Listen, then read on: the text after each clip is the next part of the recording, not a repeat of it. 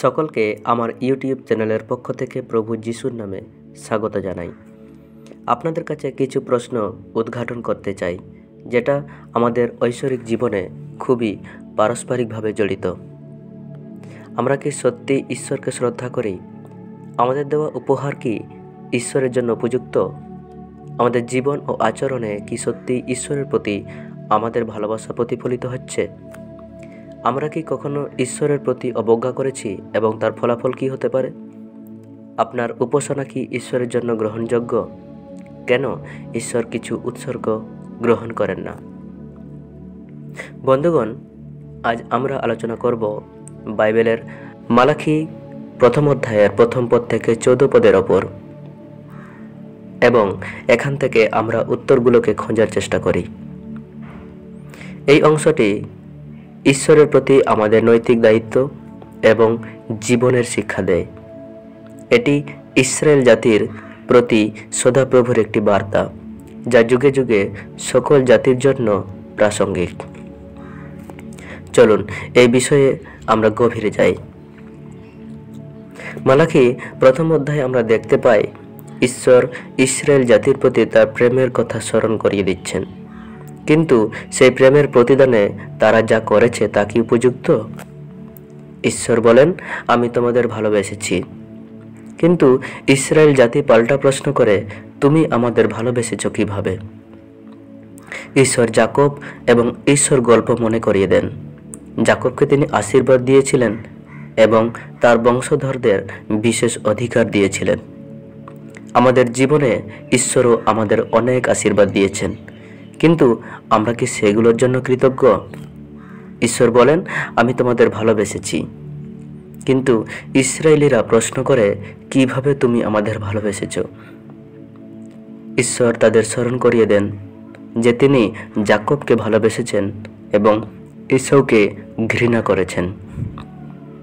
এটি আমাদের শেখায় যে ঈশ্বরের ভালোবাসা নির্বাচনী এবং আমাদের আচরণ ও মনোভাবের ওপর নির্ভর করে। ধরুন, একজন বাবা তার সন্তানের প্রতি ভালোবাসা প্রকাশ করেন, কিন্তু যদি সন্তান বাবার প্রতি অবজ্ঞা করে, তাহলে কি সেই ভালোবাসা সত্যিই মূল্যবান হবে? ঈশ্বরও আমাদের প্রতি ভালোবাসা প্রকাশ করছেন, কিন্তু আমাদের উচিত সেই ভালোবাসার প্রতি সম্মান দেখানো। মালাখি প্রথম অধ্যায়ের 6 থেকে 10 পদে সর্বশক্তিমান সদাপ্রভু বলেন, একজন ছেলে তার বাবাকে সম্মান করে, একজন দাস তার মালিককে সম্মান করে।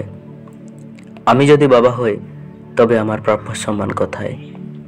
আর আমি যদি প্রভু হই, তবে আমার প্রাপ্য শ্রদ্ধা কোথায়? যাজকেরা, তোমরাই আমার নামকে অবজ্ঞা করেছ, কিন্তু তোমরা জিজ্ঞাসা করো, আমরা কিভাবে তোমার নাম অবজ্ঞা করেছি? আমরা কি আমাদের জীবনে ঈশ্বরের প্রতি যথাযথ সম্মান প্রদর্শন করছি? ঈশ্বর প্রশ্ন করেন, তোমরা কি খোঁড়া বা অসুস্থ পশু এনে আমার কাছে উৎসর্গ করছ? এটি কেবলমাত্র পশু নয়, এটি একটি প্রতীক। এটি দেখায় যে আমরা ঈশ্বরকে কি দিচ্ছি, আমাদের সর্বোত্তম নাকি যা অবশিষ্ট। কিন্তু যাজকেরা ঈশ্বরের নামকে অবজ্ঞা করেছেন। তারা অশুচি পশু বলি দিচ্ছে, যা ঈশ্বরের প্রতি তাদের অবজ্ঞা প্রকাশ করে। এটি আমাদের শেখায় যে আমরা যদি ঈশ্বরের প্রতি শ্রদ্ধা না করি, তাহলে আমাদের নৈবেদ্য ও প্রার্থনা গ্রহণযোগ্য হবে না। আমাদের উচিত আমাদের জীবনকে ঈশ্বরের উদ্দেশ্যে উৎসর্গ করা এবং আমাদের সেরা উপহার ও সেবা তাকে প্রদান করা। উদাহরণস্বরূপ বলি, যদি আমরা ঈশ্বরের জন্য সময় দিই, তাহলে সেটি কি আমাদের ব্যস্ত সময়ের শেষে ক্লান্তি থেকে বাঁচা কয়েক মিনিট, নাকি আমাদের দিনের সেরা সময়? মালাখি প্রথম অধ্যায়ের 11 থেকে 14 পদে ঈশ্বর স্পষ্ট হয়ে বলছেন, আমার নাম জাতিগণের মধ্যে মহান হবে। কিন্তু বন্ধুগণ, আমরা কি সেই মহান নামকে সম্মান করি? যাজকেরা বেদী অপবিত্র করেছিল এবং এর মাধ্যমে দেখাচ্ছিল তারা ঈশ্বরকে কতটা হালকাভাবে নিচ্ছে। আমাদের উচিত ঈশ্বরের নামকে মহান করা এবং তার প্রতি আমাদের শ্রদ্ধা ও ভালোবাসা প্রকাশ করা।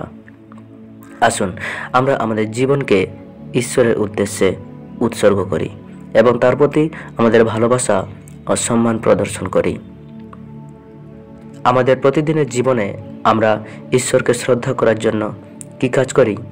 অন্যদের প্রতি ন্যায় এবং ভালোবাসা দেখানো, ঈশ্বরকে সম্মান করা। বন্ধুগণ, এই অধ্যায় আমাদের একটি শক্তিশালী বার্তা দেয়। ঈশ্বর আমাদের ভালোবাসেন, কিন্তু আমরা যেন সেই ভালোবাসার প্রতিদান দিই সঠিকভাবে। ঈশ্বরকে সর্বোচ্চ সম্মান দিতে হবে। এই অধ্যায় আমাদের শেখায় আমাদের দান এবং কাজ যেন ঈশ্বরের জন্য সর্বোত্তম হয়। আমাদের হৃদয়, সময় এবং কর্মের মাধ্যমে ঈশ্বরকে সম্মান দিতে হবে। ঈশ্বরের প্রতি আমাদের দায়িত্ব আমাদের ভালোবাসা, সম্মান এবং ন্যায়পূর্ণ জীবনের মাধ্যমে প্রকাশ পায়। আপনি কি আজ থেকে ঈশ্বরের প্রতি আপনার শ্রদ্ধা ও ভালোবাসা প্রদর্শনের জন্য কিছু নতুন পদক্ষেপ নেবেন? হ্যাঁ, আমি আমার দিক থেকে বলি, আপনি নিজেকে প্রার্থনার মাধ্যমে ঈশ্বরের কাছে নিয়ে যান, যেখানে আপনার বেদিতে নিজেকে ঈশ্বরের কাছে উৎসর্গ করুন এবং ঈশ্বরের সেই অলিখিত বাক্যকে শোনার চেষ্টা করুন যেটা ঈশ্বর আপনাকে বলতে চাইছেন, এবং নিয়মিত বাইবেল পাঠ করার মাধ্যমে ঈশ্বরকে খুঁজুন, যেন জীবন্ত পিতা ঈশ্বর ও পুত্র যিশুর প্রেম ও অনুগ্রহকে বুঝতে পারেন। ঈশ্বর যেমন আপনাকে বলেন সেই মতো কাজ করুন, যদিও সেটা কষ্টকর হলেও। আমি বিশ্বাস করি ঈশ্বর আপনাকে এই বাক্যের মাধ্যমে অনেক আশীর্বাদ করবেন। এই ভিডিওটি যদি আপনাদের ভালো লেগে থাকে তাহলে লাইক করুন, শেয়ার করুন এবং সাবস্ক্রাইব করতে ভুলবেন না। ধন্যবাদ। পরবর্তী ভিডিওতে আবার দেখা হবে।